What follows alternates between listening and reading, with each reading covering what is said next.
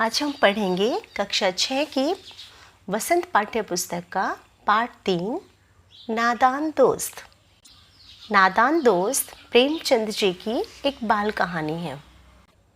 दोस्ती वैसे तो बहुत ही खूबसूरत रिश्ता होता है और आपके दोस्त हमेशा मुसीबत में आपकी सहायता करते हैं। लेकिन अगर दोस्त ही आपको ऐसे नादान मिल जाएं जिन्हें कुछ समझ ही ना हो तो ऐसी दोस्ती कई बार आप पर बहुत भारी बन जाती है। तो यहाँ जो एक कहानी आपको दी जा रही है वो दो छोटे बच्चों की है जो दोनों बहन भाई थे। तो उन्होंने कुछ अच्छा करना चाहा, लेकिन वो अच्छा करते करते उनसे क्या हुआ, यही है सार इस कहानी का। तो चलिए पढ़ते हैं इस पाठ को। इसका पाठ में दो जो बहन भाई थे, केशव और उसकी बहन श्यामा, तो उनकी नादानी का वर्णन किया गया है। केशव के घर कार्निस में एक चिड़िया ने अंडे दिए थे और केशव और उसकी बहन बार बार चिड़िया को कार्निस के ऊपर आते जाते देखा करते थे। यहाँ कार्निस से तात्पर्य है बच्चों जो छज्जा होता है, खिड़की के ऊपर जो एक छज्जा, एक छावा बना के रखा जाता है, तो वहाँ पर बहुत बार जो पक्षी होते हैं वो अपना घोंसला बना लेते हैं। अब जब बच्चे रोज़ उन्हें देखते तो उनके मन में रोज़ जिज्ञासा उठती उनके बारे में जानने की, और वो हमेशा सोचते कि हम इनके लिए क्या कर सकते हैं। बच्चे अपने दूध और जलेबी को भी भूलकर चिड़िया की आवाजाही को ही देखते रहते। उनके मन में तरह तरह के सवाल उठते थे कि अंडे कितने बड़े होंगे, कितने होंगे और वो खाते क्या होंगे, बच्चों का घोंसला कैसा होगा। और इन बातों का जवाब देने के लिए उनके पास कोई नहीं था। वे दोनों आपस में ही बात करके अपने दिल को तसल्ली दे दिया करते थे, क्योंकि माँ तो हमेशा अपने काम में बिजी रहती थी। उनके पास समय ही नहीं था कि वो बच्चों के इन नादानी भरे प्रश्नों का उत्तर दे पाती। और बच्चे तो बच्चे होते हैं, आपके मन में भी जब आप कोई नई चीज़ को देखते हैं, आपको उसके बारे में नहीं पता होता, तो जिज्ञासा भरे प्रश्न आपके अंदर भी उठते हैं। बस इसी उधेड़-बुन में इसी तरह सोचते सोचते 3 दिन गुजर गए। वे अंडों को देखने के लिए अधीर हो उठते थे। अधीर से तात्पर्य है कि बेचैन हो उठते थे। सुबह सवेरे सबसे पहले उठते और अंडों के पास पहुंच जाते। उन्होंने अनुमान लगाया कि अब बच्चे बाहर निकल आए होंगे, क्योंकि वो इतने दिनों से रोज़ उन्हें देख रहे थे। अनुमान लगाया मतलब अंदाज़ा लगाया, अपने आप ही वो सोच रहे हैं, अपने आप ही प्रश्न बनाते हैं और अपने आप ही उनके उत्तर भी सोच लेते हैं। अब बच्चों के चारे का सवाल था, चारे अर्थात उनके खाने पीने का, क्योंकि उन्हें लगा कि बच्चे अंडे से निकल गए होंगे तो अब उनके खाने पीने का इंतज़ाम कहाँ से होगा। चिड़िया बेचारी इतना दाना कहाँ से लाएगी, आ पाएगी, कहाँ से ला पाएगी, और अब इन बच्चों का पेट वो कैसे भर पाएगी।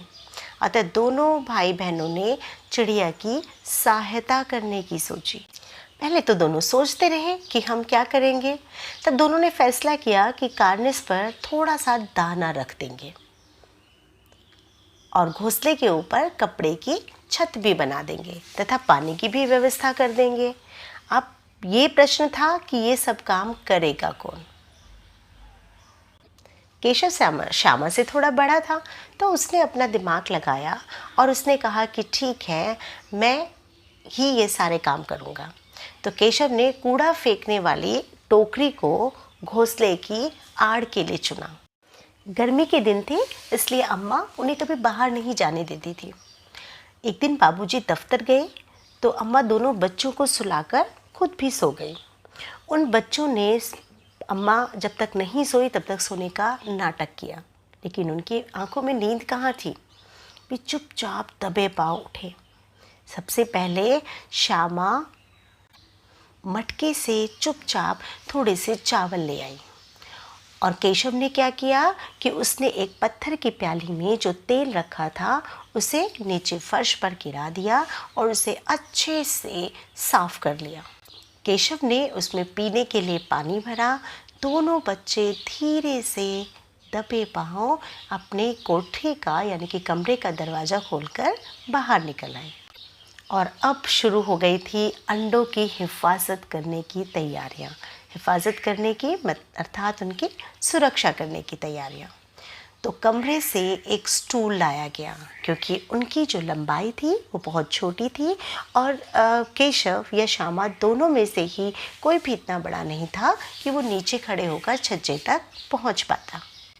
लेकिन जब स्टूल लगाया गया तो वो तो बहुत छोटा पड़ा। फिर केशव ने अपना दिमाग लगाया और नहाने के लिए जो चौकी रखी हुई थी उसे वो लेकर आया तथा उस स्टूल के नीचे पहले चौकी को लगाकर उसके ऊपर स्टूल को रखा गया। केशव उस स्टूल पर चढ़ गया तथा श्यामा ने दोनों हाथों से उस स्टूल को थामा हुआ था, अर्थात पकड़ा हुआ था। केशव के वहाँ जाते ही जो चिड़िया बैठी हुई थी वो उड़ गई।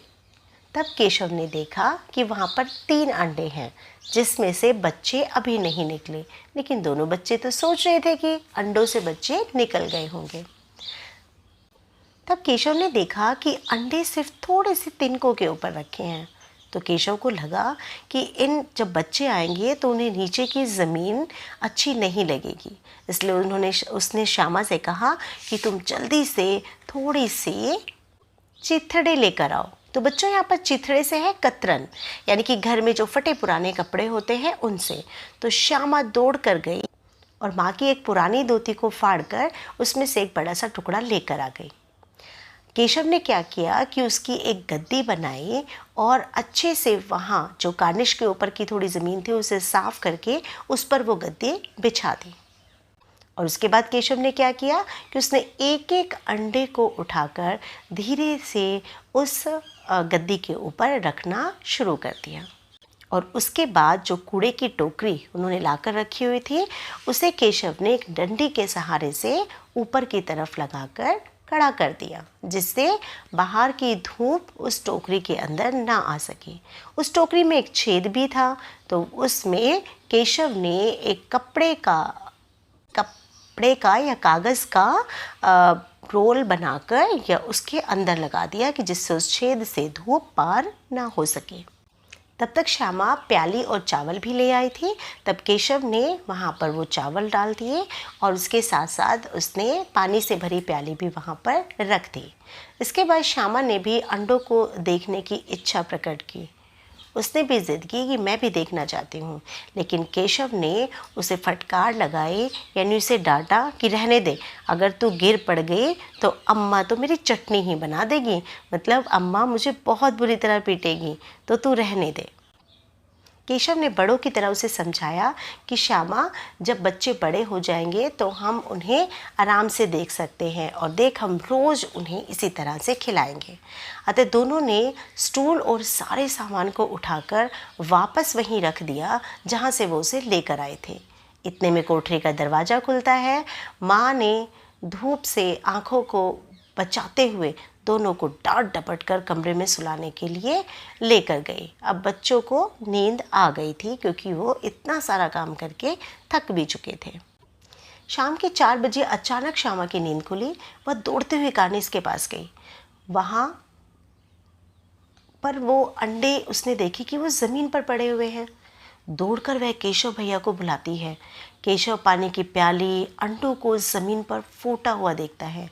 तभी वहाँ अम्मा भी आ जाती है। वे दोनों को डांटती है कि ये सब क्या है।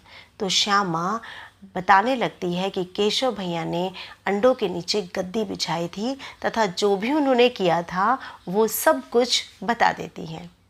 तो माँ उन्हें समझाती है कि तुम लोग इतना भी नहीं जानते बच्चों कि अंडों को छूने से वो गंदे हो जाते हैं और फिर चिड़िया उन्हें कभी नहीं सेती यहाँ पर होता है बच्चों कि जो चिड़िया होती है वो अपने अंडों को गर्मी देने के लिए उनके ऊपर बैठती है। जब वो धीरे धीरे अंडे फूट जाते हैं, उनमें से बच्चे निकल जाते हैं, तब वो अपने बच्चों की देखभाल करती है। लेकिन अगर कोई भी अनजान व्यक्ति या कोई भी उन अंडों को छू लेता है या उसे हाथ लगा लेता है तो वो फिर उन अंडों को नहीं सेती। अब तक केशव को समझ आ चुका था कि चिड़िया ने अपने अंडों को और इस सारे सामान को खुद ही नीचे फेंका है और उसे अपनी गलती का एहसास हो चुका था। केशव को कई दिनों तक अपनी इसी गलती का एहसास होता रहा कि वह अंडों की हिफाजत में, मतलब उसकी सुरक्षा करने में उनका सत्यानाश कर चुका था। श्यामा बेचारी बहुत नादान सी थी। उसे इतनी चीज़ें तो समझ नहीं आई थी, लेकिन उसे भी लगा था कि कहीं ना कहीं कुछ गलत तो हुआ है। लेकिन केशव कभी भी जब इस बारे में याद करता था तो वो रो पड़ता था। दोनों चिड़िया वहाँ फिर कभी नहीं दिखाई दी और दोनों बच्चों को अपनी गलती का भी एहसास हुआ। तो इस तरह से बच्चों, इस कहानी से आपने एक सीख तो ली कि हमें कभी भी पक्षियों के घोंसलों को और उनके बच्चों को या उनके अंडे के साथ कोई भी छेड़छाड़ नहीं करनी चाहिए। और साथ ही जब तक हमें किसी विषय में जानकारी ना हो, उसके लिए कोई भी कदम नहीं उठाना चाहिए। अपने बड़ों से उसके बारे में अवश्य पूछना चाहिए। तो मुझे उम्मीद है कि आपको ये प्यारी सी कहानी बहुत पसंद आई होगी और आपने इससे सीखा भी होगा।